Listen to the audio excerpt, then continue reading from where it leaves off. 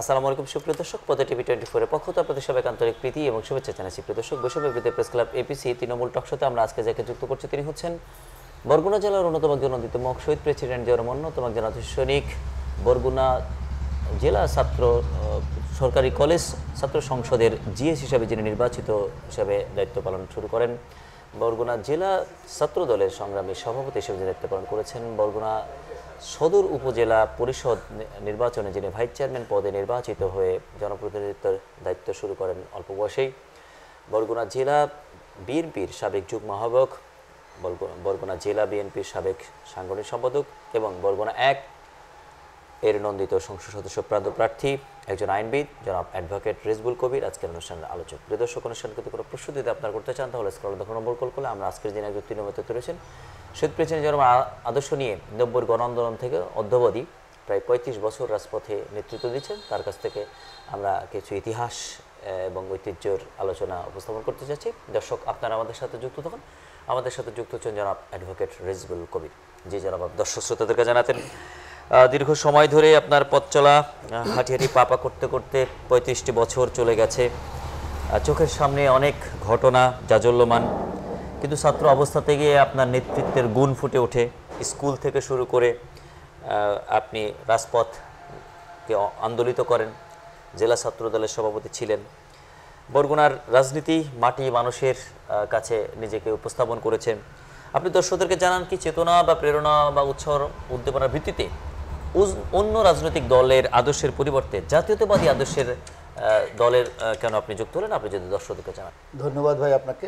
জি, আপনার মাধ্যমে, আপনার এই অনলাইন টিভির মাধ্যমে আমার কথা যারা শুনবে তাদের সকলকে আমি বাংলাদেশ জাতীয় দল বিএনপি বরগুনা জেলা শাখা এবং আমাদের মাতুল্য নেত্রী দেশ মাতা বেগম খালেদা জিয়া এবং আমাদের বর্তমান বাংলাদেশের আশা আকাঙ্ক্ষার প্রতিফলক যিনি আগামী রাষ্ট্র পরিচালনার দায়িত্ব নেবেন ইনশাআল্লাহ জনগণের রায় নিয়ে, জনাব তারেক রহমানের পক্ষ থেকে সকলকে শুভেচ্ছা অভিনন্দন সালাম জানাই। আসসালামু আলাইকুম।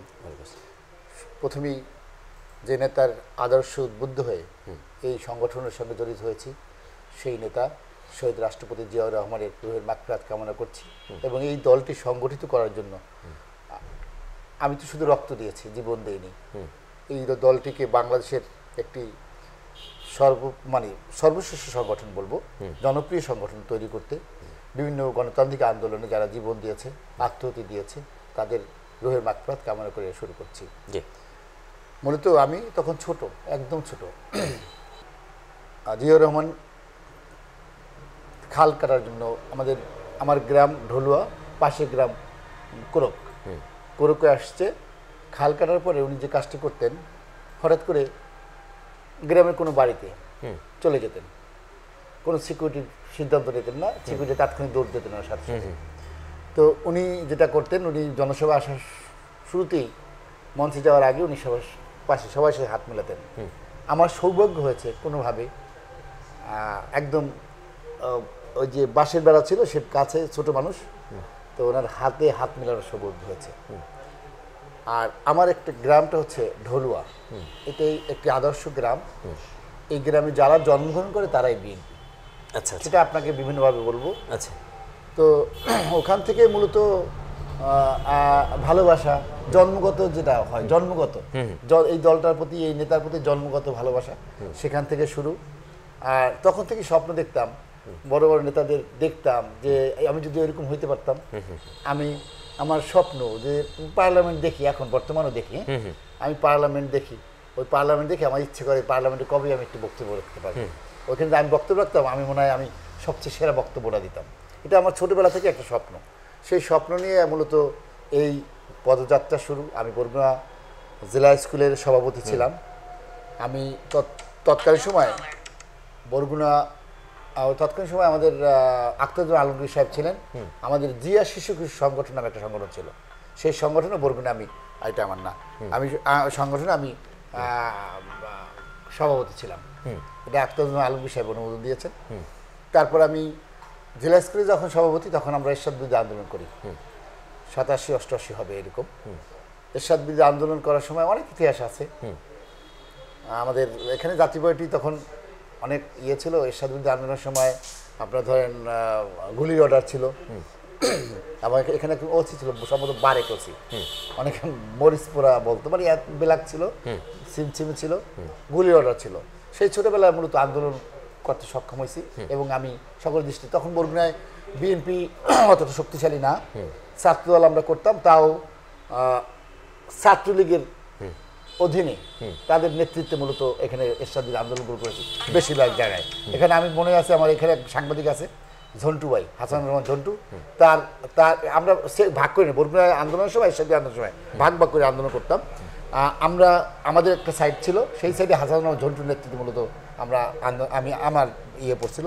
সেই সময় অনেক কষ্ট করেছি পুলিশের সেই ছোটবেলা থেকে। আপনি যেটি বলছিলেন স্বপ্ন দেখতে হবে, আমরা একটু প্রশ্ন রাখছি, স্বপ্ন দেখতে হবে, স্বপ্ন দেখেন আপনি, কিন্তু স্বপ্ন দেখার জন্য তো সাহস চাই, স্বপ্ন দেখার জন্য আসলে তেজস্বিতা চাই। স্বপ্ন দেখলেন, তেজস্বিতা রাখলেন শহীদ প্রেসিডেন্ট জিয়াউর রহমান। ৭১-এর ২৫শে মার্চের থমথম উত্তেজনাময় একটি পরিবেশ, পাকিস্তান থেকে সেনা আনা হয়েছে জাহাজে করে, এদেশকে একেবারে খামোশ করাতে হবে, এ জাতিকে খামোশ করাতে হবে, কেননা ক্ষমতার একটি ভারসাম্য হচ্ছে না, ক্ষমতার একটি পালাবদল হচ্ছে না। এমন অবস্থায় যার প্রতি সবার দৃষ্টি ছিল তিনি হয়তো জাতির জন্য কিছু একটি করবেন, কিন্তু সঠিক সময়ে তিনি পৃষ্ঠভঙ্গ দিলেন, একেবারে গঠনমূলকভাবে আত্মসমর্পণের একটা নাটকীয় পরিবেশ তৈরি করে নেতাদেরকে নাকে তেল দিয়ে ঘুমাতে বলে তিনি পাকিস্তানের দায়িত্বে চলে গেলেন। এমন অবস্থায় উই রিভল বলে যে মানুষটি স্বপ্ন দেখলেন, সাহস রাখলেন, রণাঙ্গনে যুদ্ধ করলেন, সেই মানুষটির ঘোষণা নিয়ে অনেক মিথ্যাচার হয়েছে। তিনি প্রথম ঘোষণা দেন, দ্বিতীয় দেওয়ার পরে আওয়ামী লীগের পক্ষ থেকে আরেকটি চিরকুট তাকে দেওয়া হয়, দ্বিতীয়বার তাকে একটা ঘোষণা পাঠ করতে হয়। প্রথম ঘোষণাকে চাপিয়ে দিয়ে দাবিয়ে দিয়ে দ্বিতীয় ঘোষণাকে সামনে রাখার যে ঐতিহাসিক ষড়যন্ত্রগুলি হয়েছে, এইটি নিয়ে আসলে কিছু বলা দরকার কিনা?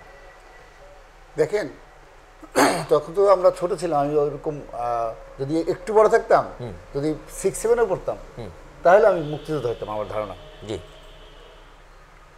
যেটা আমরা ইতিহাস পর্যবেক্ষণ করলে যেটা দেখতে পাই, স্বাধীনচেতা মানুষ হয়েছে কেন? বাংলা পূর্ব পাকিস্তানরা যখন সব দিক থেকে নির্যাতিত হয়েছে, ভালো একটা চাকরি পাইতো না, এখানে ভালো চালটা যে উৎপাদন হতো যেটা দেখছি, সেই চালটা পাকিস্তান নিয়ে যেত, খারাপ চালটা আমরা খাইতাম। প্রতিটি পদে পদে যখন পূর্ব পাকিস্তানে নির্যাতিত হলো, মানুষের মধ্যে একটা চেতনা তৈরি হলো যে ওদের সাথে আমাদের যায় না। আপনি আমার বন্ধু, যখন দেখে যে আপনার বন্ধুর সাথে প্রতিদিন বাজে, বন্ধু আমাকে ঠকাচ্ছে, তখন বন্ধুর সাথে যায় না, ওর সাথে আমার যায় না, চলে না। পূর্ব পাকিস্তান পশ্চিম পাকিস্তানের সম্পর্কটা এরকম দূরে সরে গেছে নির্যাতনের কারণে, পশ্চিম পাকিস্তানের নেতৃত্ব এবং নির্যাতনের কারণে। একটা ভালো আর্মি অফিসার আমরা হইতে পারিনি। সেই ক্ষেত্রে প্রতিটি মানুষের মধ্যে চেতনা তৈরি হয়েছে, স্বাধীনতার চেতনা প্রতিটি মানুষের মধ্যে। সেই স্বাধীনতা তখন আমাদের নেতা ছিল বঙ্গবন্ধু শেখ মুজিবুর রহমান, সে স্বভাবতই তার ভালো বক্তাও ছিল, কিন্তু তার একদম 100% লক্ষ্য উদ্দেশ্য ছিল দেশকে স্বাধীন করবে, তাহলে সে স্পষ্টভাবে স্বাধীনতা ঘোষণা দিতে পারতেন। সেটা কিন্তু কখনোই দেয় নাই। আপনারা ওই যে তাজউদ্দিনের মেয়ে লিখছে, তাজউদ্দিনের ছেলে বলছে, পুরানো ইতিহাস সেটা সবাই জানে। মূল কথা হলো একদম সর্বশেষ 25শে মার্চের কালো রাতে তারা 7 মাস ভাষণ দিল, স্বাধীনতার ঘোষণার কথা বললো যে এবারের সংগ্রাম স্বাধীনতার সংগ্রাম। তারপরে আবার জয় বাংলার পরে জয় পাকিস্তান বলে, হ্যাঁ, জয় পাকিস্তান ফিনিশিং দিলেন, জয় পাকিস্তান বলে ফিনিশিং দিয়েছেন।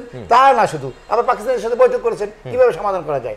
এবং এরকম হয়েছে যে তিনি ওই বক্তব্যটা মূলত বক্তব্য এসে গেছে, মানুষের চাহিদার কারণে বক্তব্য এসে, কিন্তু মূলত স্বাধীনতার চিন্তাও তিনি করেন নাই। তারপর বৈঠক করছে কেমন কি সমাধান করা যায় যাতে রাষ্ট্রদ্রোহী মামলা না খায়, সেভাবে চিন্তা চেতনা সে করছে। কিন্তু মানুষের সাধারণ মানুষের ছিল স্বাধীনতা ঘোষণা দেওয়া। পাকিস্তান সরকার যেটা করছে, পাকিস্তান যেটা করছে 25 তারিখে, যেটা শেখ হাসিনা বারবার করে যে গুলি দিয়ে মানুষ দবাই দিলেই তো আন্দোলন শেষ। সেই আন্দোলন একটা মানুষের চাহিদা ছিল, আন্দোলনকে দমানোর জন্য পাকিস্তান 25শে মার্চ কালো রাতে যে বিনা বিচারে হত্যাযজ্ঞ চালাইছে, সেই হত্যাযজ্ঞ চালানোর পরে সকল আওয়ামী লীগ নেতারা গাডাগা দিল, শেখ মুজিব বন্দী হলো। বাট একটা আওয়ামী লীগ নেতা কি পারতো না গোপনে স্বাধীনতার ঘোষণা দিতে যে আমরা স্বাধীন চাই? আমাদের নেতা বলছে, দিল না তো। শেষ পর্যন্ত জিয়াউর রহমান এসে তার ঘাড়ে চড়েই ঘোষণাটা আসতে হলো। এবং যখন মানুষ দিশেহারা, একটা বিবেকমান মানুষ, একটা সঠিক নেতৃত্ব দেওয়ার মতো মানুষ, এটা তো আল্লাহ তাআলার সৃষ্টি আসলে, এটা নেতৃত্ব এমনি এমনি আসে না, আল্লাহ থেকে তরফ থেকে আসে। তখন দিশেহারা মানুষের দিশেহারা একটা পথ দেখিয়েছেন জিয়াউর রহমান স্বাধীনতার ঘোষণা দিয়ে। তিনি স্বাধীনতার ঘোষণা দিয়েছেন জিয়াউর রহমান। 25 মার্চ যখন এই ঘটনা ঘটে, যখন মানুষ দিশেহারা, কি হবে, মুক্তিজীবী মানুষ দিশেহারা, তখন জিয়াউর রহমান আমি ধর দিয়ে বলছি আমি স্বাধীনতার ঘোষণা দিয়েছি। এর পরবর্তী যে ঘোষণা হয়েছে সেটা যখন বিভিন্নভাবে আলোচনা হয়েছে এবং তার ঘোষণার মধ্যে দিয়ে দিশেহারা মানুষগুলো দিশা পাইছে, মুক্তিগামী মানুষগুলো মুক্তিযুদ্ধের জন্য প্রস্তুত হয়েছে। এবং পাশাপাশি ভারত এবং পাকিস্তান চিরশত্রু।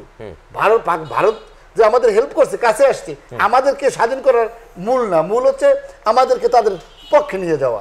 সেই ক্ষেত্রে ভারত আমাদের সাথে আমাদেরকে হেল্প করছে একটা স্বাধীনতা যুদ্ধ, তাদের রাজনৈতিক এবং ভৌগোলিক সুবিধার জন্য সব। হ্যাঁ, এগুলোর মধ্যে কিন্তু জিয়াউর রহমান যদি ওই দিন স্বাধীনতার ঘোষণা না দিতেন, তাহলে আবার পাকিস্তানের সাথে আমরা বন্দী থাকতাম। তার সাহসিকতা, তার নেতৃত্ব আমাদের এই বাংলাদেশকে স্বাধীন করতে। এখানে একটি ব্যাখ্যা যদি আমরা রাখি, আমি মেজর জিয়া বলছি, এই কথাই দেশের মানুষের মধ্যে যে প্রাণের স্পন্দন হলো, মুক্তিযুদ্ধে ঝাঁপিয়ে পড়ার যে অনুভূতি তৈরি হলো, একই অবস্থা। আমরা আরেকটু কথা বলি, আমি মেজর জিয়া বলছি, তিনি কিন্তু আর্মি পার্সন। যদি আর্মি পার্সন বিদ্রোহ করে ব্যর্থ হইতো, তার মৃত্যু নিশ্চিত, সেনাবাহিনী তার বিচার হইতো, নিশ্চিত ফাঁসি। সেই ফাঁসি জেনেও যিনি এই স্বাধীনতার ঘোষণা দিয়েছেন, সেই স্বাধীনতার ঘোষণাটাকে যদি ওই 17টি বছর অস্বীকার করছে, এখনো বিভিন্নভাবে বিভিন্ন কাজে সেই মুক্তিযুদ্ধের ইতিহাসকে এখনো। আমি মেজর জিয়া বলছি, এই কথাটি দেশের মানুষের কাছে কতটা প্রিয়তর ছিল তার প্রেক্ষাপট আমরা যদি বিচার করি, 75-এর 7 নভেম্বর যখন দুইটি উইং চলছে, ব্রিগেডিয়ার খালেদ মোশাররফ এবং KM শফিউল্লাহ মেজর জেনারেল, তাদের নেতৃত্বের উইং, তারা চাচ্ছেন ক্ষমতা নিতে। এদিকে কর্নেল তাহেরকে সামনে রেখে জাসদ চাচ্ছে তারা নেতৃত্ব নিতে। কিন্তু সিপাহী জনতা, ছাত্র জনতা, তারা মেজর জেনারেল জিয়া রহমানের মধ্যে নেতৃত্ব খুঁজছেন। অবরুদ্ধ অবস্থা থেকে তাকে মুক্ত করে যখন তিনি সংবাদ সম্মেলন করলেন, এবার আবার সেই মেজর জেনারেল জিয়া বলছি না বলে আমি মেজর জিয়া বলছি বলে এদেশের মানুষের যে স্তব্ধ করে দিলেন, এদেশের মানুষ আবার যে শান্তিটি পেল, আমি মেজর জিয়া ফিরে এসেছে, মেজর জিয়া ফিরে এসেছে, ফিরে আনছে সিপাহী জনতা এনেছে। এবং তিনি বললেন আমি মেজর জিয়া বলছি। এই যে দুইবারের মেজর জিয়া, 71-এর মেজর জিয়া এবং 75-এর মেজর জিয়ার মধ্যে যে ফারাকটা বা মানুষের অ্যাকসেপ্টেবিলিটির ম্যাটারটা আসলে মানে এটিকে আপনি কিভাবে দেখছেন? শুনেন, 71-এর মেজর জিয়া উনি কিন্তু একটা দিশেহারা জাতিকে দিশেহারা দিয়ে, ওনার কিন্তু কোনো স্বপ্ন ছিল না, যে ওনার কিন্তু লোক ছিল না যে নেতৃত্ব যাবেন। উনি প্রয়োজনে উনি আসছে, উনি আবার কিন্তু ব্র্যাকে ফিরে গেছে।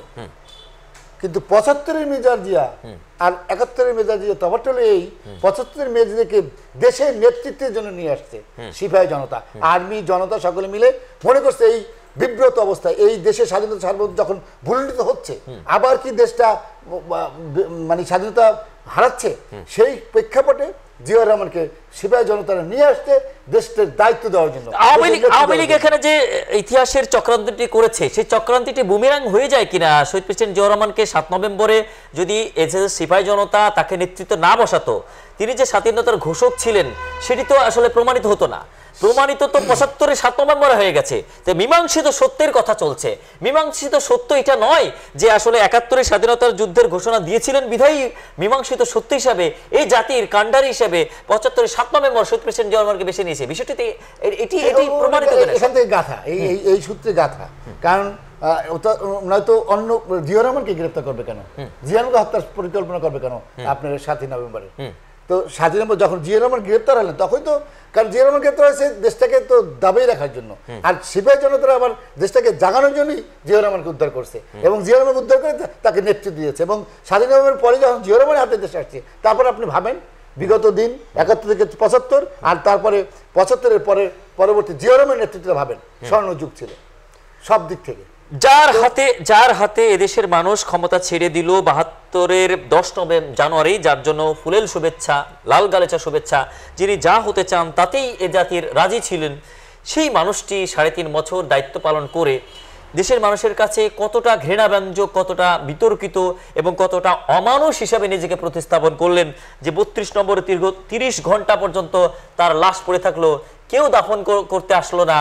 শেখ হাসিনা প্রতি 15 আগস্টে তার ক্ষমতায়নের সময় কান্নাকাটি করে বলতেন কেউ কি ছিল না আমার পিতার লাশটি ধরার। এই যে প্রমাণিত মীমাংসিত সত্য, 72-এর হিরো, 75-এর জিরো, 72-এর বঙ্গবন্ধু, 75-এর বঙ্গশত্রু, এইটি আসলে ঐতিহাসিকভাবে আসলে সিলগালা হয়ে গেছে কিনা? শুনেন, শেখ মুজিব ভালো বক্তা ছিলেন, জি, আর ভালো শাসক ছিলেন না। তিনি ভালো বক্তা থাকার কারণে বিরোধী চক্র, বিরোধী আন্দোলন, সেই ক্ষেত্রে যে নিজে পপুলারিটি অর্জন করেছেন, মানুষকে যে উজ্জীবিত করতে পারেছেন আন্দোলনের ক্ষেত্রে, তিনি রাষ্ট্র পরিচালনা তেমনি ভাবে সম্পূর্ণ ব্যর্থ হয়েছেন। কারণ ব্যর্থ হওয়ার কারণ আছে, কিছুটা যোগ্যতা মানুষের দরকার হয়। সেটা বলেন এডুকেশন, সেটা বলেন রাষ্ট্র পরিচালনা, সব ক্ষেত্রে রাষ্ট্র পরিচালনা বলেন বা আপনার ব্যক্তিগত জীবন পরিচালনার জন্য আপনার যদি এডুকেশন থাকে, তার একটা মূল্যায়ন আলাদা হয়। আপনি রাষ্ট্র পরিচালনা সম্পূর্ণ ব্যর্থ হয়েছে, কারণ তিনি রাষ্ট্র পরিচালনার জন্য ব্যর্থ ছিলেন। তার ফ্যামিলি, তখন থেকে তার ফ্যামিলি, তার ছেলেরা, আমরা ইতিহাস খুঁজলে দেখতে পাই তার বেপরোয়া ছিল তার ছেলেরা। ডক্টর মানে কামাল কি যেন, শেখ জামাল বেপরোয়া ছিল। এমন ঘটনা শুনছি, বিভিন্ন নারী কেলেঙ্কারি, নারীদের ধর্ষণ, বিচার পায় নাই, এবং সে দেশে দুর্ভিক্ষ হয়েছিল, দেশে চোর ছিল। শেখ মুজিব নিজেও বলছে যে আমি 7.5 লাখ মানুষ, আমি কম্বল আনলাম 7 লাখ মানুষ, কম্বল আনলাম 7 কোটি মানুষ, কম্বল আনলাম 7.5 কোটি, আমার কম্বলটা কই? কম্বল মানুষ পায় নাই। মূলত এটা শেখ মুজিবের বক্তব্য যে সবাই পায় সোনা, মানে সোনার খনি, আমি পেয়েছি চোরের খনি। তো এই চোরের খনিরা, এই শেখ মুজিব তো ব্যর্থ আছে, এবং তার সঙ্গে সাঙ্গপাঙ্গ যারা ছিল সব ছিল চোর, লবণ চোর, চাল চোর। সেই চোরেরা যত এমনি মানে যুদ্ধ বিধ্বস্ত দেশ, পৃথিবী থেকে যত সাহায্য সহযোগিতা আসছে, সেই সাহায্য সহযোগিতা সাধারণ মানুষ পায় নাই, যার কারণে দেশে দুর্ভিক্ষ হয়েছে, মানুষ না খেয়ে মেরেছে। আমরা দেখেছি ডাস্টবিন থেকে কাক কুকুর একসঙ্গে খাবার খেয়েছে, আপনি মানুষ কাপড় পরতে পারে নাই, ছেঁড়া কাপড় পেঁচে মানুষের লজ্জা। কিন্তু সেই 75-এর ঘটনাটাকে ভুলিয়ে দিয়ে 75-এর মীমাংসিত বঙ্গশত্রুকে আবারও বঙ্গবন্ধু বলার চিত্রটি আরো একটু ডিস্টার্ব করি। এবং তিনি স্বাধীনতার একটা চেতনা ছিল, মানুষের ভোটের অধিকার থাকবে, মানুষ যা কিছু তাকে নেতা নির্ধারণ করবে, সেই ভোটের অধিকার উনি হরণ করেছে।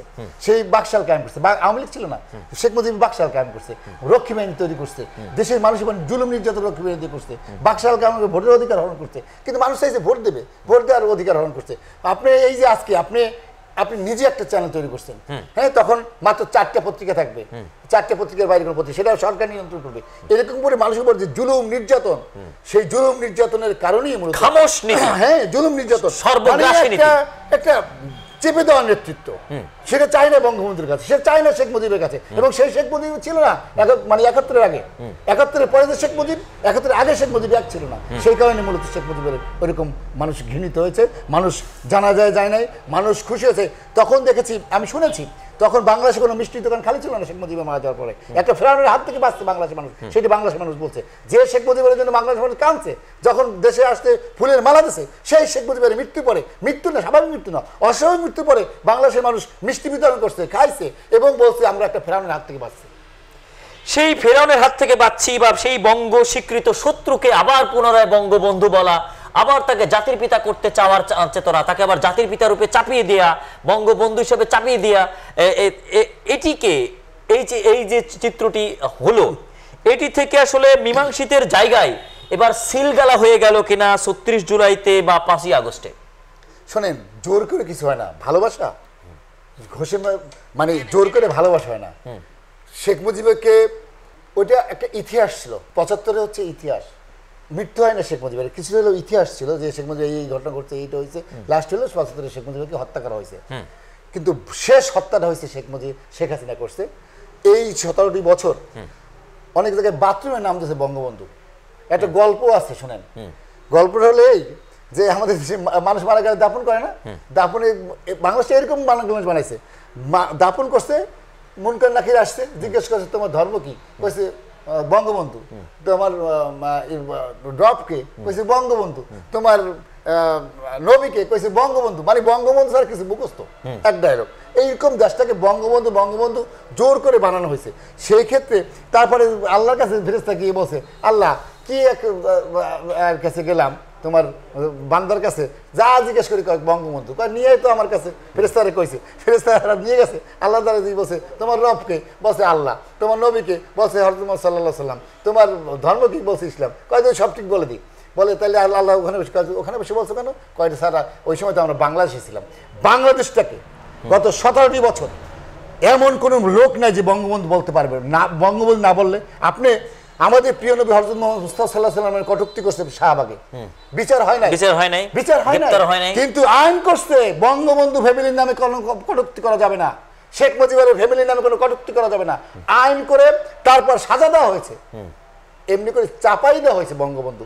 বাথরুমের নাম বঙ্গবন্ধু, ওই অফিসের নাম বঙ্গবন্ধু, ওই রাস্তার নাম বঙ্গবন্ধু, এমন ভাবে চাপাইয়ে দিয়ে দিয়ে মানুষ যখন বিক্ষুব্ধ, মানুষ যখন স্বাধীন হয়েছে 24 সালে, বঙ্গবন্ধু সেই যেহেতু আমি তো ভালোবেসে বঙ্গবন্ধু বলিনি, জোর করে আমাকে বলাইছেন, সেই কারণে শেখ হাসিনার কারণে, শেখ হাসিনার এই 17 বছর নেতৃত্বের কারণে শেখ মুজিবের যেটুকু ছিল সেটুকু মানুষ দেখছেন। আপনার বুলডোজার যদি ভেঙে ফেলছে বঙ্গবন্ধুর মূর্তি, শোনেন কতশো কোটি টাকা খরচ করছে খালি বঙ্গবন্ধুর মূর্তি দিয়া, বঙ্গবন্ধুর জাদুঘর বানাইয়া, বঙ্গবন্ধু এইটা করিয়া। এই বরগুনায়ও একটা দালালি একটা ডিসি আসছে, আইসা একটা নৌকা জাদুঘর করছে। নৌকা থাকবে নদীতে, যদি জাদুঘর করতে নদীর কোনো কাছে কি করবে, একটা আপনার ভাঙ্গিয়া তারপরে ডিসি একটা নৌকা জাদুঘর করছে। মানে একটা দালালের দেশ হয়েছে, একটা প্রশাসনের দেশ হয়েছে, একটা পুলিশের দেশ হয়েছে, কোনো জনগণের দেশ ছিল না, ভোটের অধিকার ছিল না। 17 বছর একদম ধ্বংসরূপে নিপজ্জিত হয়েছে। সেই কারণেই মূলত শেখ মুজিবের এই 17 বছর জোর করে যেমন নেতা বানাইছে, নেতা না হাই মজিব, হাই মজিব আমরাও দেখছি, হাই মজিব, হাই মজিব, হ্যাঁ দেখেন না, এই হাই মজিব আমি সব ভুয়া, যার কারণে সেটা প্রতিফলিত হয়েছে। দেশ যখন আবার ওই যে সাইদ মুগ্ধ সহ হাজারো রক্তের বিনিময়ে যখন দেশ আবার 24 সালে স্বাধীন হয়েছে, তারপরে বাস্তব রূপ আপনারা দেখতে পাইছেন। শেখ মুজিবের মূর্তির উপর মানুষ প্রস্তাব করছে, ভাঙছে। যেমন শেখ মুজিবের 75 সালে মৃত্যুর পরে জানাজা হয় নাই, শেখ হাসিনা পালিয়ে যাওয়ার পরে এই বাংলাদেশে শেখ মুজিবের উপর যে ঘৃণা, শেখ হাসিনার উপর যে ঘৃণা, সেই ঘৃণা শেখ মুজিবের মূর্তির উপর পড়ছে। 71-এ স্বাধীন হবার পরে, দেশ স্বাধীন হবার পরে যার একজন জাতির পিতার দরকার ছিল, কিন্তু যার হাতে দায়িত্ব দেওয়া হলো তিনি সেই পিতৃত্বের দায়িত্বটি পালন করলেন না। পিতৃত্বের দায়িত্ব পালনের জন্য অবশেষে 75-এর 7 নভেম্বরে আরেকজনকে দায়িত্ব দেওয়া হলো। তিনি এই দেশটাকে পিতৃ স্নেহের মতো কিভাবে স্নেহ দিয়ে, মায়া দিয়ে, ভালোবাসা দিয়ে গড়লেন। 75 থেকে 81 পর্যন্ত যেভাবে মাঠ গড়লেন, আপনি বলেছেন আপনার ছোট্ট হাতের সেই শিশু হাতের ছোঁয়া শহীদ প্রেসিডেন্ট জিয়া রহমানের হাতের সাথে লেগেছিল। এরকম না জানে কত লক্ষ লক্ষ শিশুদের হাত, কত লক্ষ লক্ষ মানুষের হাতের সাথে শহীদ প্রেসিডেন্ট জিয়া রহমান আদর্শ ছিল। পুরো 10,000 কিলোমিটার তিনি পায়ের নিচে ফেলেছেন, পুরো মানচিত্রটাকে তিনি পায়ের নিচে ফেলেছেন, ঘাম ছুটিয়ে রাজনীতিকে একটা অন্যরকম জায়গায় নিয়ে গেছেন। I will make politics difficult politician, এরকম রাজনীতিবিদদের জন্য আদর্শ উপস্থাপন করে গেছেন। জাতির পিতার ক্ষেত্রে, মর্যাদার ক্ষেত্রে, সবচেয়ে ঐতিহাসিক মর্যাদার ক্ষেত্রে শহীদ প্রেসিডেন্ট জিয়া রহমানের নামটি আসলে ইতিহাস স্বর্ণাক্ষরে লিখে রেখেছে কিনা? জিয়া রহমানের নাম প্রতিটি মানুষের হৃদয়ে, অন্তরে। আপনি শুনেন, জিয়া রহমান যদি মারা যায়, আমি ছোট, আমার বাবা এবং মা, আমি অতটা তখন ফিলিংসটা আমার ওরকম না। আমার মা এবং বাবাকে দেখছি চিল্লেই কাঁদছে, রেডিও সামনে, এরকম বড় রেডিও ছিল গ্রামের বাড়িতে, বাবা অঝরে কান্না করতেছে, অঝরে কান্না করতেছে। জিয়া রহমানের মৃত্যু সারা বাংলাদেশে মৃত্যু ঘটাইছে। আপনি তার প্রতিফলন দেখতে, তার জানা যায় পৃথিবীতে এত লোক কারো জানা যায় হয়েছে। জিয়া রহমান হচ্ছে ইতিহাস না, জিয়া রহমান মানুষের হৃদয়। প্রতিটা মানুষের, বাংলাদেশের প্রতিটা মানুষের হৃদয় জিয়া রহমানের নাম লেখা, যে নাম মুছা যায় না, যে নাম সরানো যায় না।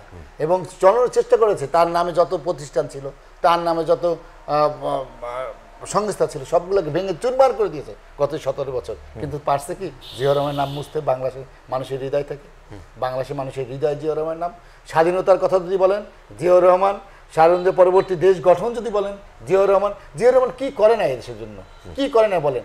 প্রত্যেকটা একটা খারাপ মুহূর্ত যখনই বাংলাদেশে আসছে, তখন জিয়া রহমান আবির্ভাব হয়েছে।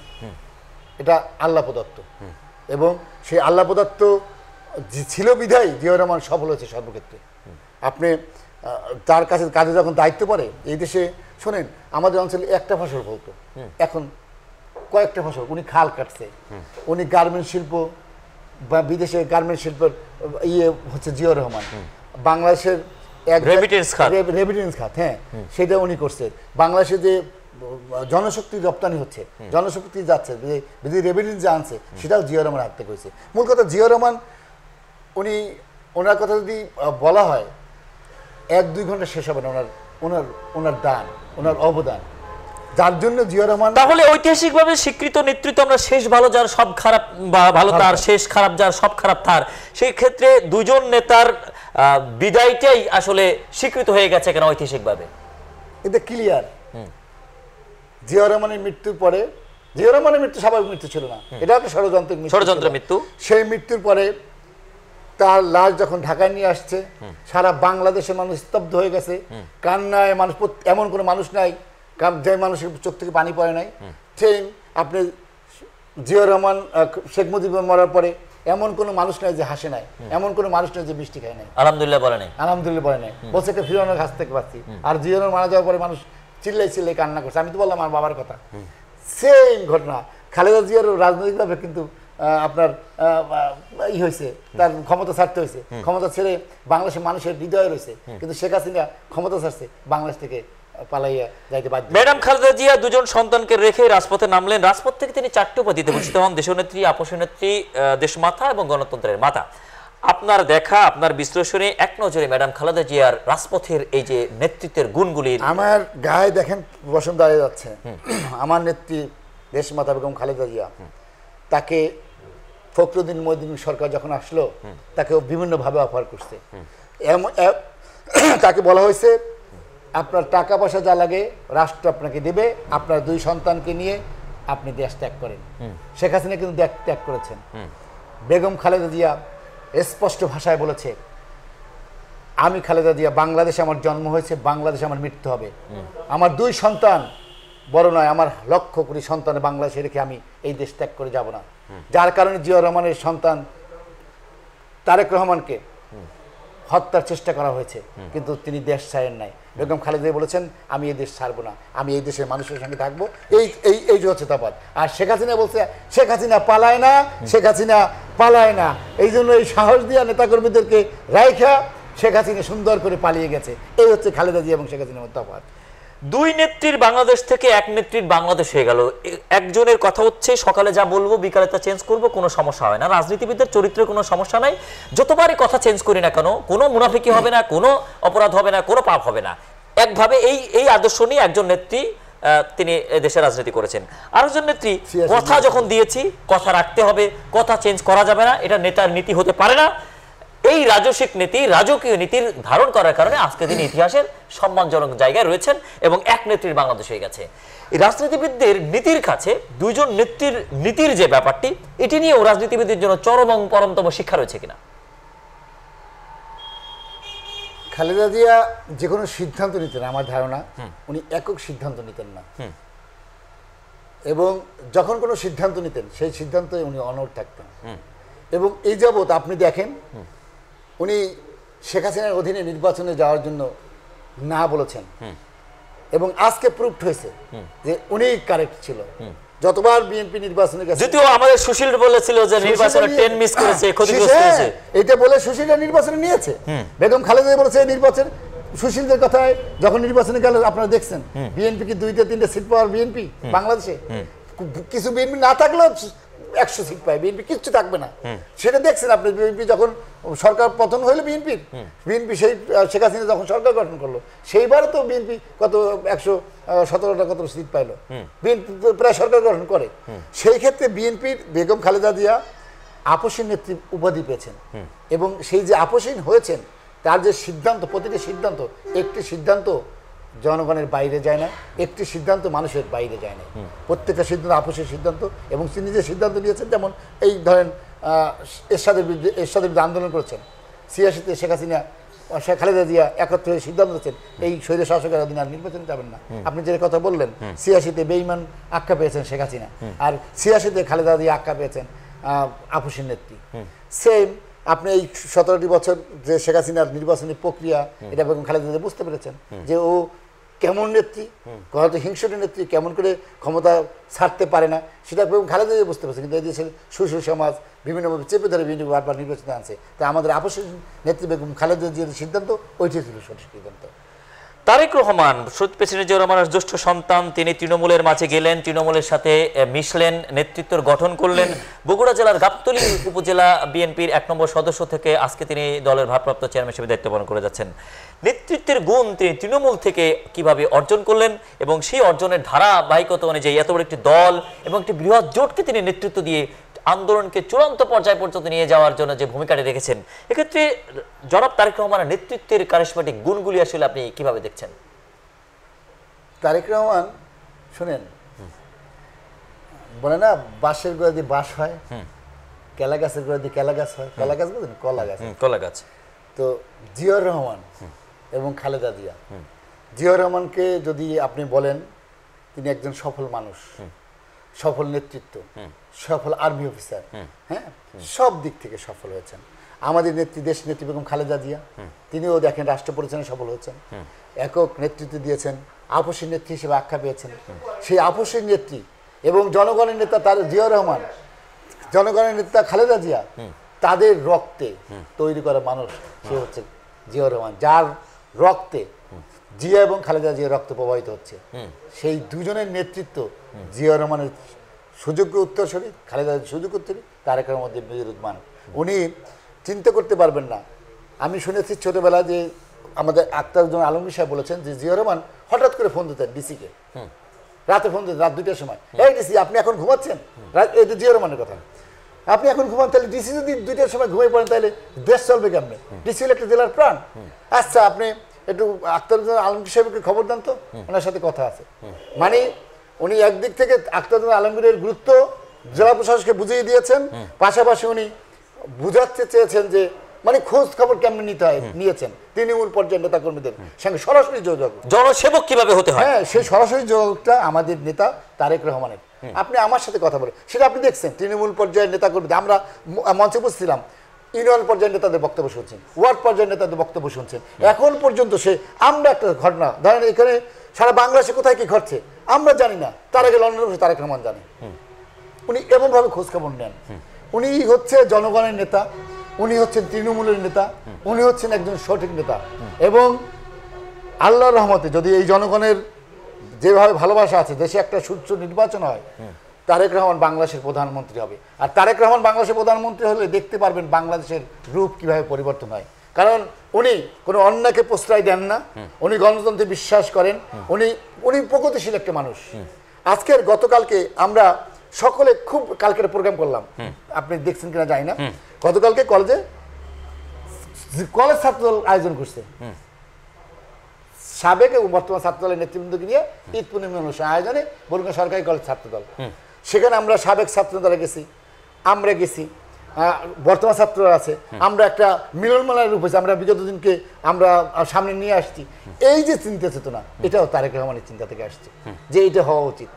যত ভালো ভালো সিদ্ধান্ত, অর্থাৎ মিলবন্ধনের রাজনীতি, মিলন মেলার রাজনীতি, হৃদয় থেকে হৃদয়ে ভালোবাসা ছড়িয়ে দেওয়ার রাজনীতি, সম্পর্ক তৈরির রাজনীতি, দেশের গণতন্ত্রের রাজনীতি, দেশের উন্নয়নের রাজনীতি, সম্পৃক্তের রাজনীতি, দুর্নীতির বন্ধের রাজনীতি, এটা তারেক রহমানের সবকিছু আছে। 111-এ নির্যাতন করার পরে জোর করে মুসলেক আদায় করে বিদেশে পাঠিয়ে দেওয়া হলো এবং তার উপরে যে অ্যাসল্ট করা হয়েছিল সেই থেকে চিকিৎসাধীন অবস্থায় থাকা থেকে শুরু করে তিনি নেতৃত্ব দিয়েছেন। দীর্ঘ 15.5 বছর বিএনপি মোটামুটি ব্যাটিং করেছে। আমরা ধরি যদি এটি 50 ওভারের ম্যাচ ধরি, 40 ওভার বা 45 ওভার পর্যন্ত বিএনপির নেতৃবৃন্দ বা তারেক রহমান এখানে ম্যান অফ দ্য ম্যাচের ভূমিকায় রেখে ব্যাটিং করে একটা দলকে একটা জায়গায় নিয়ে গেছেন। শেষ 5 ওভার স্লগ ওভারে কিছু ব্যাটিং করা হলো জুলাই আগস্টে, যার কারণে ম্যাচ উইন হলো। এই ম্যাচ উইনের সার্থকতার ক্ষেত্রে ম্যান অফ দ্য ম্যাচ বা মাস্টার প্ল্যানার বা মাস্টার মাইন্ড আসলে নির্ধারণের ব্যাপারটি নিয়ে নানা রকম গুঁড়োগুঞ্জন, নানা রকম কথা ছড়িয়ে আছে, নানা রকম বিভ্রান্তর কথাটা ছড়িয়ে আছে, রাজপথে নানা রকম কথা চলছে। আসলে ম্যান অফ দ্য ম্যাচ কিভাবে নির্ধারণ করা হয়? শোনেন, খেলা যদি শুরু হয়েছে সেই আজকে এই 24 সালে খেলা শুরু হয়নি। এদেশের গণতন্ত্র উদ্ধার, স্বৈর শাসকের বিদায়ের জন্য বিএনপির নেতৃত্বে এই জোট আন্দোলন চলছে লং টাইম। সেই আন্দোলনের ধারাবাহিকতায় প্রতিদিন আমরা একদম সুই অবস্থা যাই, আবার সেখান থেকে কোনো না কোনোভাবে এই স্বৈর শাসক গুলি চালিয়ে নির্যাতন করে আন্দোলনটাকে ভেঙে দেয়। লাস্ট শোনেন, আপনারা দেখছেন তারেক রহমানের কিছু ভাইরাল হয়েছে কিছু কথা, যে এই ছাত্রদেরকে আসলে মূলত যদি এখন এটা বলি, এই আন্দোলনের একটা ঢাল স্বরূপ ছাত্ররা ছিল, কারণ তারা সামনে ছিল, তাদেরকে সামনে রেখে পিছনে যে মাস্টার প্ল্যান যদি বলেন সেটা তারেক রহমানকে বলতে হবে।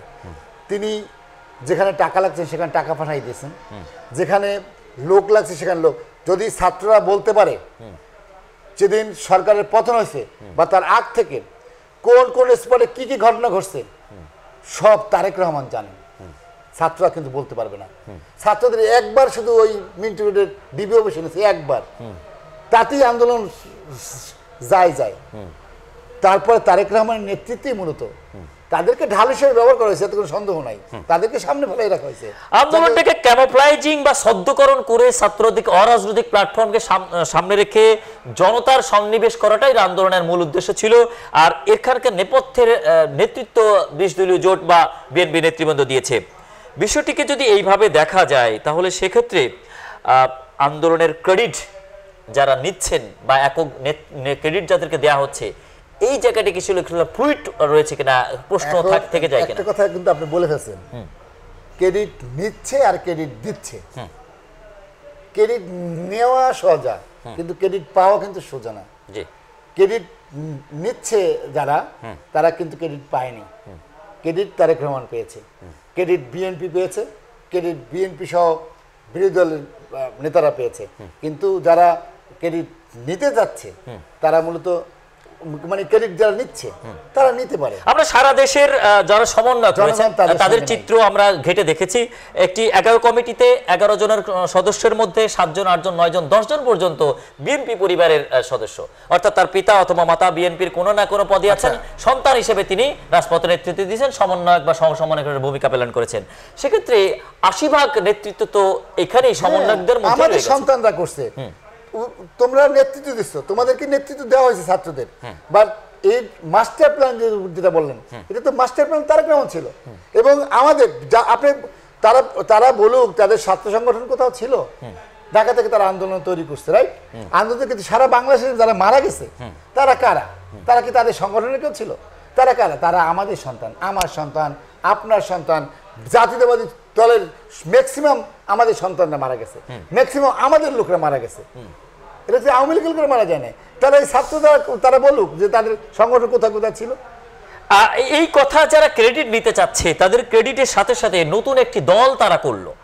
এই দলের পরে গণসংযোগ বা দলে দলে প্রতিটি ওয়ার্ড থেকে যদি মানুষ যুক্ত হতো তাহলেই তাদের ক্রেডিটটা যে আসল সেটি প্রমাণিত হতো কিনা।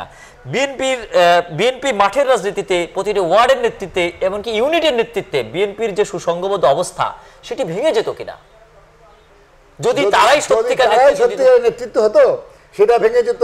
শোনেন, তারা বিএনপি নেতৃত্ব দেয় না, এই দলে আর থাকবো না, বিএনপি ওরা নেতৃত্ব দিচ্ছে ওই দলে চলে যাবো, কই নিতে পারছে কাউকে? পুরো সেটআপটাই তো তারা নিয়ে নিতে পারতো। এখানেও একটা প্রমাণ বহন করে। হ্যাঁ, এটাই প্রমাণ বহন করে। আপনি যথার্থই বলছেন। যদি তারাই নেতৃত্ব দিত, তারাই নেতৃত্ব হতো, তাদের বলতে হতো না যে ক্যান্ডিডেট অটোমেটিক হয়ে যেত। ওটা সেটা পারছে, ভোট দিয়ে নির্বাচন দেয় না কেন? তারা যদি এতই ক্যান্ডিডেট হয়ে থাকে, তারা সংগঠন করে ফেলছে, নির্বাচন দিক। এখন নতুন সংগঠন করে সরকারের উপরে ভর করে সংগঠন তৈরি করবেন, শেখ হাসিনার পথ অবলম্বন করবেন, তারপরে আবার সংগঠন তৈরি করে তারপর নির্বাচন দেবেন, এটা সঠিক না।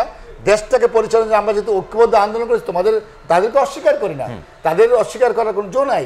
তাদেরকেও স্বীকার করি, আমাদেরকেও স্বীকার করুক, আমাদের নেতাকে স্বীকার করুক, ঐক্যবদ্ধ। আমাদের নেতা সবসময় বলেন তিনি একা ক্ষমতা চান না, তিনি ভাগ করে জাতীয় সরকার গঠনের রূপকল্প দিয়েছেন। জাতীয় সরকার, তারেক রহমানের জাতীয় সরকার গঠনের যে রূপরেখা আছে সেখানে আমাদের বর্তমান যে প্রধান উপদেষ্টা তিনিও থাকতে পারবেন।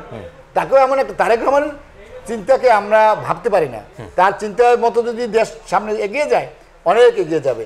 ছাত্ররা যদি ভাবে যে আজকে সরকারের উপর ভর করে নতুন করে সংগঠন তৈরি করে তারপর সারা বাংলাদেশ তৈরি করবে, তারপর নির্বাচন দেবে, সেই স্বপ্ন বাস্তবায়ন হবে না। দেশের মানুষ নির্বাচন চায়, দেশের মানুষ আন্দোলন করছে নির্বাচনের জন্য, ভোটের অধিকারের জন্য। সেই ভোটের অধিকার যদি মানুষ না পায়, আবার সেই ভোটের অধিকারের জন্য আন্দোলন নামবে। আগামী ত্রয়োদশ সংসদ নির্বাচনের প্রেক্ষাপট চলছে। বরগুনাতে 3টি সংসদীয় আসন ছিল, সেখান থেকে 2টি সংসদীয় আসন করা হয়েছে। নদী দ্বারা বিধৌত, নদী দ্বারা সীমানা নির্ধারণ যে সংসদীয় আসনের করা আছে, 2টি করে উপজেলা, 1টি সংসদীয় আসন, সেই জায়গা থেকে ভাগহরণ করে এমপিদেরকে মাঝ নদীতে ডুবিয়ে ফেলার যে সংসদীয় আসন নীতি করা হয়েছে, এটি কতটা অযৌক্তিক, কতটা অহৈতুক? সাবেক নীতিতে বরগুনার 3টি সংসদীয় আসন নীতিতে ফিরে যাওয়ার ব্যাপারে দলের কাছে, ইলেকশন কমিশনের কাছে আপনার কি আহ্বান? আমি বিনীত আহ্বান করব, আমি হাত জোর রিকোয়েস্ট করব বর্তমান সরকারের কাছে এবং নির্বাচন কমিশনের কাছে। দেখেন 3টি আসন ছিল, আপনি ভৌগোলিক অবস্থান দেখেন, জনসংখ্যা দেখেন, সব দিক থেকে 3টি আসনের জন্য আমরা প্রস্তুত। 3টি আসন ছিল যথার্থ। এটা পরিকল্পিতভাবে আওয়ামী লীগের ষড়যন্ত্রের কারণে তখন এই ভাগ 2টা আসন করা হয়েছে, 2টা আসনই আওয়ামী লীগ পায়। ভোটের এমন মেরুকরণ ছিল, সেই একটা উদ্দেশ্য। কিন্তু সেইটা করতে গিয়ে আমাদের এই অঞ্চলকে যে ঠকাইছে 17টি বছর, সেটা একবার এই এলাকার নেতারা ভাবে নাই। আপনি যদি 3টে আসন থাকে, 3টে আসন যদি 100 কোটি টাকা বরাদ্দ হয় প্রতি বছর, তাহলে 300 কোটি টাকা প্রতি বছর আমরা 100 কোটি টাকা থেকে বঞ্চিত হয়েছি। এবং এটা বরগুনা মানুষের প্রাণের দাবি। আপনি যদি নির্বাচন পরিচালনার ক্ষেত্রে বলেন, বরগুনা বেতাকি একটি আসন ছিল, অনেক নাইস ভৌগোলিকগত অবস্থানে, নদী পার হইতে হতো না। আজকে আমতলী এবং তাল যদি একত্র হয়, সেখানে নদী পার হইতে হবে না। বামনা পাথরঘাটা একত্র হয়, নদী পার হইতে পারে না। সেই ক্ষেত্রে নির্বাচন পরিচালনা বলেন, সেই ক্ষেত্রে জনগণের স্বার্থ বলেন, 3টি আসন হলো যথার্থ। এটা আমাদের উপর অন্যায় চাপিয়ে দেওয়া হয়েছে 17টি বছর। যে ইলেকশন কমিশনের উচিত কিনা মাঠে এসে এখানে নদীর পাড়ে দাঁড়িয়ে আসলে এই সীমানাটা যে কতটা অযৌক্তিক সেটার বাস্তবতা বোঝা দরকার কিনা? কেননা একটি সংসদীয় আসনের মাঝে রয়েছে বড় ধরনের নদী। এমপি সাহেব যদি এপারে প্রোগ্রাম করেন, ওপারের প্রোগ্রামে যেতে দলবল সহ নদীতে ট্রলারডুবি হয়ে মারা যাওয়ার মতো পরিবেশ করা হয়েছে। এই জায়গাগুলিকে চরমতম অসঙ্গতি দেখে আমরা দেখেছি ঢাকা সিটিতে 12টি সংসদীয় আসনের জায়গায় 20টি করা হয়েছে, 8টি সংসদীয় আসন সারা দেশ থেকে কেটে কুটে নিয়ে যাওয়া হয়েছে। ঢাকা সিটিতে সংসদীয় আসনের ক্ষেত্রে এমপিদের কোনো ভূমিকা সাধারণ মানুষ উপলব্ধি করে না, কেননা সিটি কর্পোরেশনের সেবাতেই তারা পরিপূর্ণ। সেক্ষেত্রে এইভাবে যে ঢাকামুখী করা হয়েছে, অন্যান্য জেলার মানুষকে বঞ্চিত করা হয়েছে, এই জায়গাগুলো ইলেকশন কমিশনকে অ্যাড্রেস করে অবিলম্বে সীমানা নির্ধারণের সঠিক আসলে নীতিগত বিষয়টি অ্যাড্রেস করা দরকার কিনা? এটা অলরেডি অ্যাড্রেস করা হয়েছে বিভিন্নভাবে। আমাদের নেতারা দেখা করছে বিভিন্নভাবে, আমাদের অনেক লট অফ পেপার নির্বাচন কমিশনের কাছে, নির্বাচন কমিশন কথা দিয়েছে, তিনি ওটা উপলব্ধি করেছেন এবং কথা দিয়েছেন সেটা হবে। এখন বাস্তবে এখন পর্যন্ত আমরা বাস্তবতা আসলে পাইনি। বাস্তব যতদিন গেজেট তৈরি না হবে, যতদিন গেজেট প্রকাশ না হবে, তবে আমরা আশাবাদী উনি এটা করবেন। আগামী ত্রয়োদশ সংসদ নির্বাচনে বরগুনা 1 এর নন্দিত মুখ হিসাবে যাদের নামটি আমরা পেয়েছি, তাদের মধ্যে অন্যতম, গণ্যতম, ধন্যতম হিসাবে আমরা আপনার কথাটি মাঠ পর্যায়ে, তৃণমূল পর্যায়ে শুনেছি। জনাব অ্যাডভোকেট রেজবুল কবির, আপনি জনগণের কাছে কিভাবে ছিলেন বা নেতাকর্মীর সাথে আপনার সম্পর্কটি কেমন? আগামী ত্রয়োদশ সংসদ নির্বাচনের ক্ষেত্রে মাঠের যে ত্যাগ বা নেতৃত্বের যে গুণাবলী, প্রতিটি বিষয় আপনি আপনার জায়গা থেকে বিশ্লেষণ করে দলের কাছে আপনার কি আশাবাদ রয়েছে? শোনেন, দল যদি আমাকে না ঠকায়, তা আর দলের কাছে আমি শুধু নমিনেশন চাই, আর কিছু চাই না। দল নমিনেশন দেবে, আমি দলকে বরগুনা যে আসনটা কখনো বিএনপি পায় নাই, সেই আসনটা দেবো। শুনুন, আমি উপজেলায় 57,000 ভোট পাইছি। এখানে যে এমপি হয়েছে প্রথম 2টা উপজেলায় 52,000 ভোট পাই এমপি হয়েছে। সেখানে আমি একটা উপজেলায় 57,000 ভোট পাইছি। এই 57,000 মানুষ আমাকে ভালোবেসে ভোট দিচ্ছে, তারা আমার নাম মার্কা।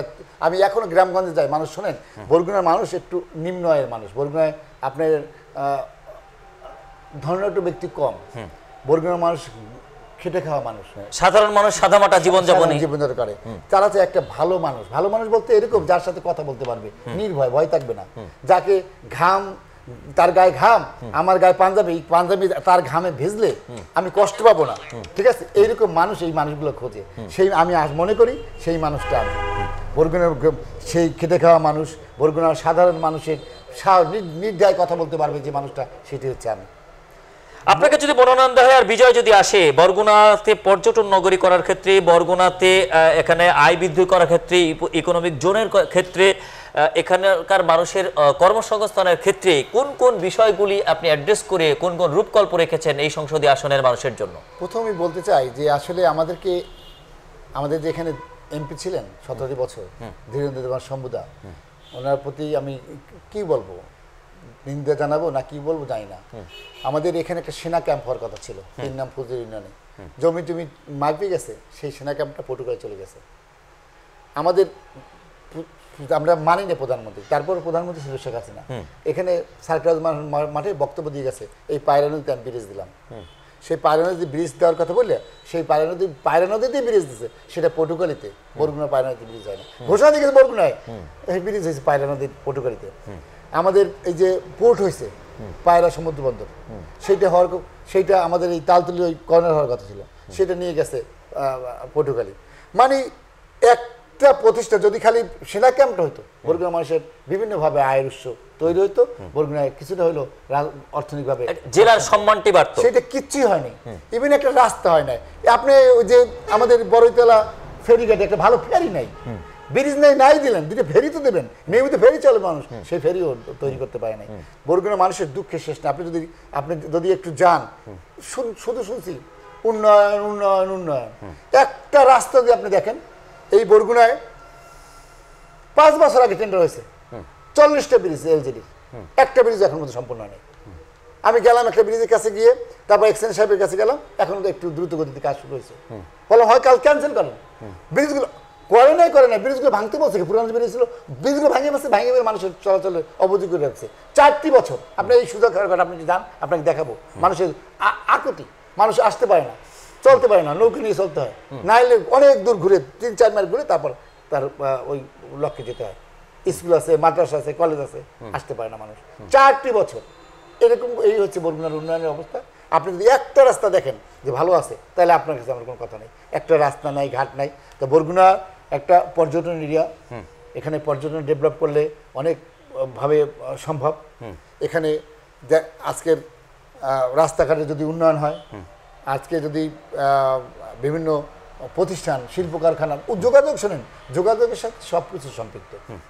আপনার যোগাযোগের সাথে সব কিছু সম্পৃক্ত। যোগাযোগটা যদি ভালো হয়, আরও উন্নত হয়, তাহলে আমাদের এই এলাকার উন্নয়ন। আইনবিদ এবং আইন প্রণেতা সমর্থবোধক কর্ম আর কি।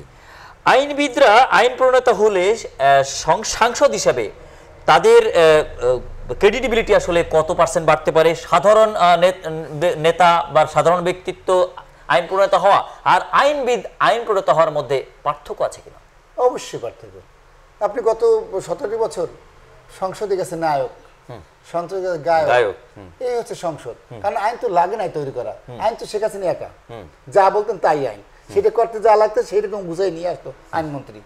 আইন হচ্ছে সেইটা, সেখানে আইনের কথা বলতে হয় নাই।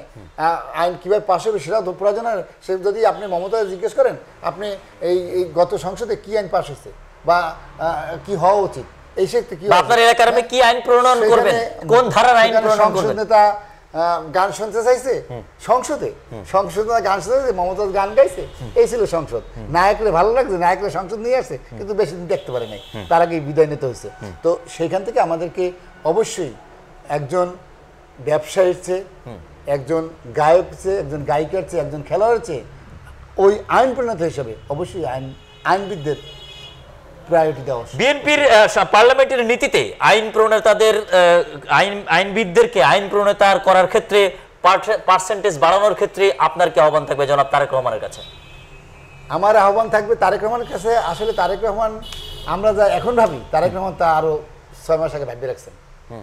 আপনি দেখেন এই যে রাষ্ট্রীয় কাঠামো, যে এখন যে সরকার যে সংস্কার চায়, এই সংস্কার তারেক রহমান আর 5 বছর আগে দিয়ে দিয়েছে। সেই সংস্কারগুলো এখন এই সরকার করতে চাচ্ছে।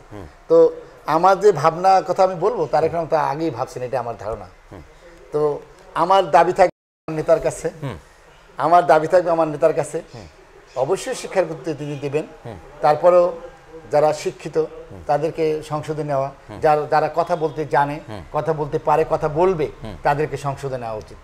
জি, আমরা অনেক আলোচনা করলাম জনাব তারেক রহমানের জন্য একখণ্ড বাংলাদেশ কেমন তৈরি আছে, বরগুনাবাসী তারেক রহমানকে আসলে কিভাবে লালন করছে, তারেক রহমানের আগমনের ঘণ্টা ধ্বনি আসলে শোনা যাচ্ছে, এই বুঝি তিনি আসবেন, তার জন্য বাড়ি হয়ে রেডি করা হয়ে গেছে, মামলাগুলি ফ্রিজ হয়ে গেছে, মামলাগুলি থেকে তিনি বেশ কসুর খালাস পেয়েছেন।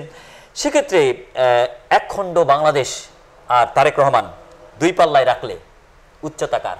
যদি তারেক রহমান সুযোগ দেয়, যে তিনি যেদিন বাংলাদেশে নামবেন, যদি তিনি সুযোগ দেন, আমি জানি না, তার চিন্তা ডিফারেন্স চিন্তা, তিনি যে চিন্তা এদেশের সাধারণ মানুষের মধ্যে, সেই চিন্তা তার মধ্যে, তিনি যদি সুযোগ দেন যে ঠিক আছে আমি যেদিন ঢাকায় নামবো সেদিন সারা বাংলাদেশের মানুষ তোমাদের পারমিশন দেওয়া হলো, তোমরা আসতে পারবা, খালি বলবে আসতে পারবা, কেমনে আসবা সেটা বলার তার দরকার নাই, যে আসার সুযোগ আছে।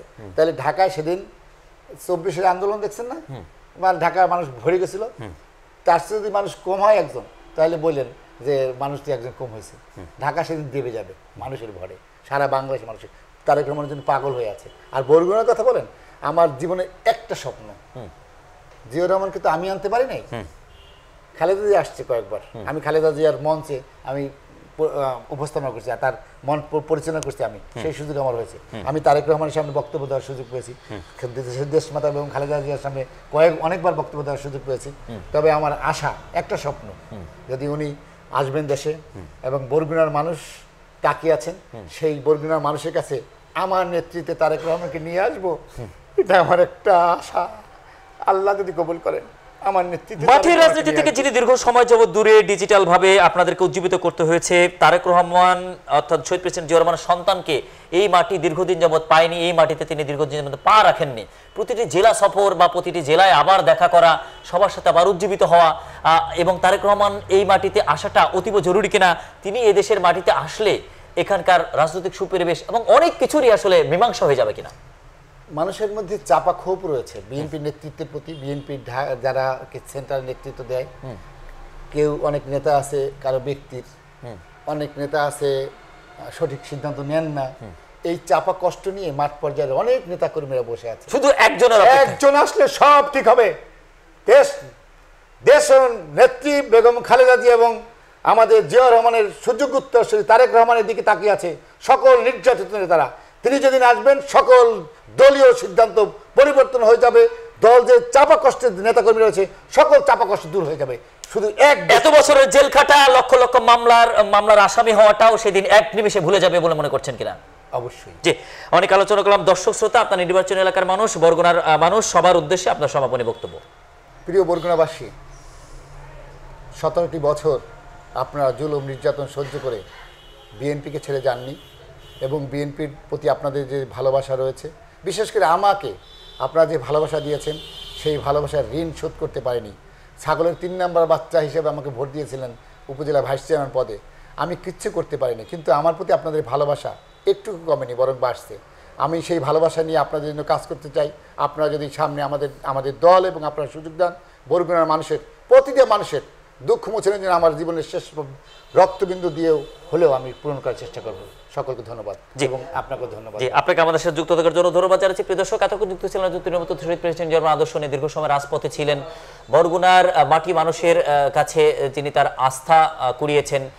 ইতিপূর্বে উপজেলা পরিষদের ভাইস চেয়ারম্যান নির্বাচনে প্রার্থিতার জন্য লড়াই করে তিনি জনগণের কাছে ভিড়তে পেরেছেন, জনগণ তার জন্য সিল মেরেছে। সেই মানুষটিকে আগামী 14 সংসদ নির্বাচনের প্রার্থী হিসেবে অনেকেই দেখতে চান। মাঠ পর্যায়ে আমরা খোঁজ নিয়েছি, এই মাঠ জরিপগুলি দলের ফোরামে আসলে বিশেষভাবে গুরুত্ব আরোপ করা হবে কিনা, আইনবিদ থেকে আইন প্রণেতার জায়গাগুলি আসলে উন্মুক্ত করা, এই পার্সেন্টেজ বাড়ানোর ক্ষেত্রে জাতীয়তাবাদী দল বিএনপি বিশেষভাবে গুরুত্ব দিবে কিনা, এই বিষয়গুলি সামনে রাখছে। বরগুনার যে অধিকার, সংসদীয় আসনের সীমানার যে অধিকারটি রয়েছে, 3টি সংসদীয় আসনের সীমানা একেবারে নদী দ্বারা প্রাকৃতিকভাবে সেট আপ করা রয়েছে, সেই প্রাকৃতিক নিয়মে ইলেকশন কমিশন ফিরে আসবে কিনা, এই প্রশ্নগুলি সামনে রেখে আগামীতে ওদের সংসদ নির্বাচনের জন্য দেশের মানুষ ভোটের জন্য যে উজ্জীবিত আছে, ভোট দিতে চাওয়ার যে প্রত্যাশা রয়েছে, সেই প্রত্যাশার প্রতি দেশের মানুষের প্রতি সম্মান প্রদর্শন করে অন্তর্বর্তীকালীন সরকার একটি নির্বাচন অনুষ্ঠানের আয়োজনের ক্ষেত্রে অবিলম্বে সিদ্ধান্ত নেবেন কিনা, এই বিষয়গুলি সামনে রেখে দর্শক শ্রোতারা আপনাদের সবার সুস্বাস্থ্য কামনা করে পরবর্তী অনুষ্ঠানের নতুন আলোচককে আপনাদের মুখোমুখি করার প্রত্যাশা বা আজকের আলোচককে পুনরায় নতুন করে বিষয় যুক্ত করার প্রত্যাশা রেখে আজকের মধ্যে বিদায় টানছি। আমাদের সাথে থাকুন। আসসালামু আলাইকুম।